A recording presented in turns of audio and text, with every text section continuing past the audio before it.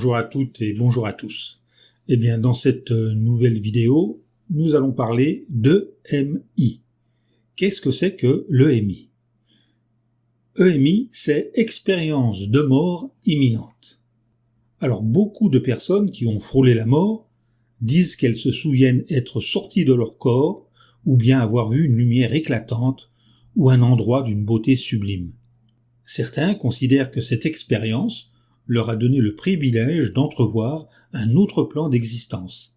Lit-on dans le livre Souvenirs de la mort, une investigation médicale, par le docteur Ronald Siegel.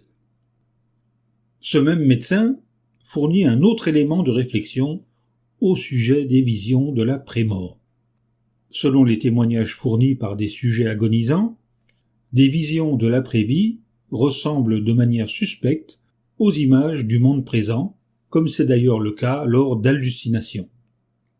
Ainsi, un homme âgé de 63 ans, qui avait passé une grande partie de son existence au Texas, a donné ce témoignage. « J'étais suspendu au-dessus d'une clôture.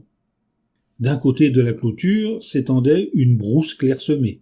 De l'autre s'étirait le plus joli pâturage que j'ai jamais vu. La clôture était faite d'un treillage de barbelés. Ce patient a-t-il réellement vu du fil barbelé dans le ciel ou dans l'au-delà?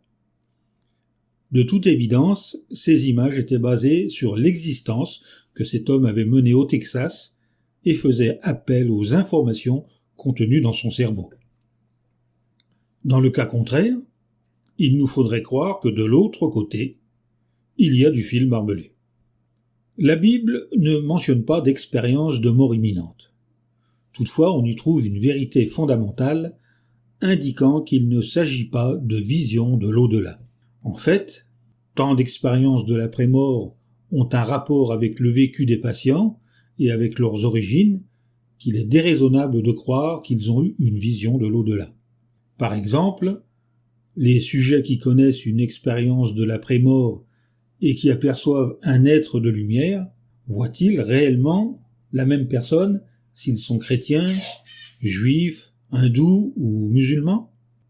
Dans son livre « La vie après la vie », le docteur Raymond Moody donne cette explication. L'identification de cet être aperçu varie singulièrement et semble dépendre en grande partie des antécédents, de l'éducation et des croyances religieuses de chaque individu. Ainsi, la plupart de ceux qui ont été élevés dans les traditions ou la foi chrétienne identifient cette lumière au Christ. Un homme et une femme de religion israélite voyaient dans cette entité un ange. Dès lors, comment les expériences hors du corps et celles de l'après-mort peuvent-elles s'expliquer? Dans le fond, il y a au moins deux possibilités. L'une est celle que proposent les psychologues. Ils déclarent que le cerveau, toujours en activité d'un mourant, restitue des images enregistrées lorsqu'il est soumis au paroxysme d'un stress. Ces images sont alors interprétées par le patient et deviennent des visions de la vie après la mort. En fait, comme nous le verrons dans la Bible, il ne peut en être ainsi, car l'homme ne possède pas une âme immortelle, et dans ces cas de figure, ce n'est pas une vision de la vie après la mort qui est perçue. Cependant, il existe une seconde possibilité dont il nous faut tenir compte et qui peut expliquer certaines de ces expériences. C'est un élément dont la plupart n'admettront pas l'existence. C'est ainsi que le docteur Moody a expliqué dans son livre « La vie après la vie » que très rares ont été les auditeurs qui proposaient d'expliquer les expériences des mourants par des interventions du démon, insinuant que ces visions ne pouvaient être produites que par des forces malveillantes. Fin de citation.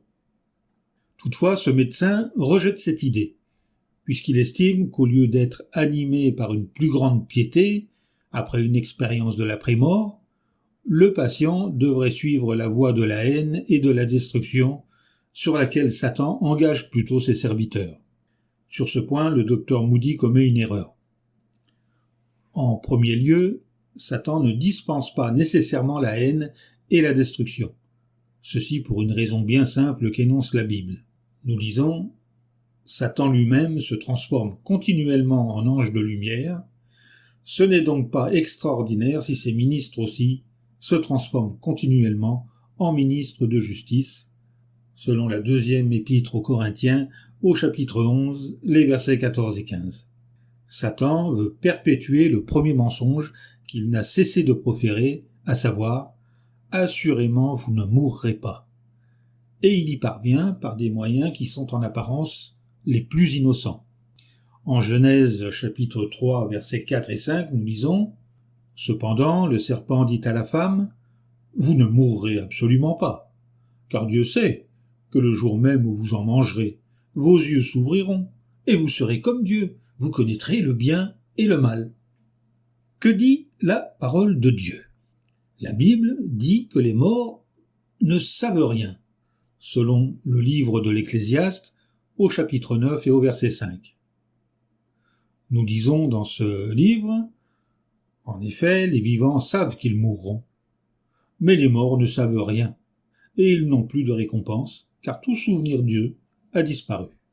À la mort, nous passons non pas dans une autre sphère d'existence ou de pensée, mais à un état de non-existence.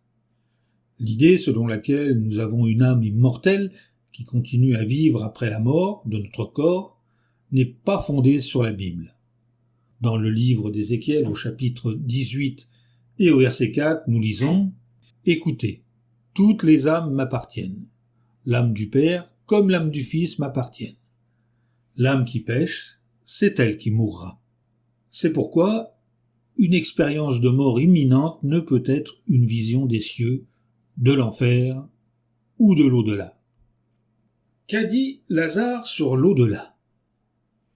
Puisque Lazare a été ressuscité par Jésus. Donc la Bible nous parle de cet homme, Lazare, qui a eu une expérience de mort réelle, lui.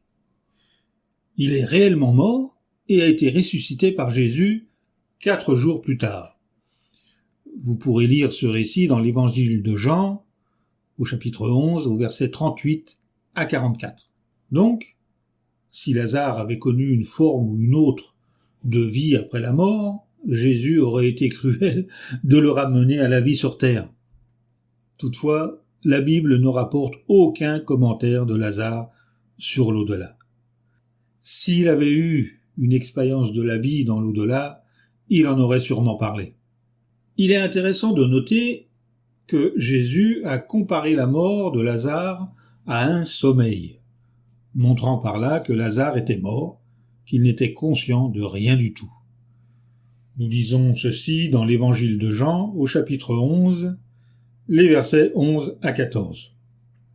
Après avoir dit ces choses, il ajouta « Lazare, notre ami, s'est endormi, mais je vais là-bas pour le réveiller. » Alors les disciples lui dirent « Seigneur, s'il dort, il guérira. » Jésus, cependant, avait parlé de sa mort, mais il pensait qu'il voulait simplement dire que Lazare dormait, qu'il se reposait. Alors Jésus leur dit clairement « Lazare est mort. » Et c'est sur ce verset que nous terminons cette vidéo. Donc, comme d'habitude, je vous dis, soyez béréens, creusez la parole de Dieu, vérifiez toutes choses. Et dans la description, je vous mettrai un certain nombre de liens qui viendront peut-être compléter cette vidéo. Je vous dis à bientôt pour une nouvelle vidéo.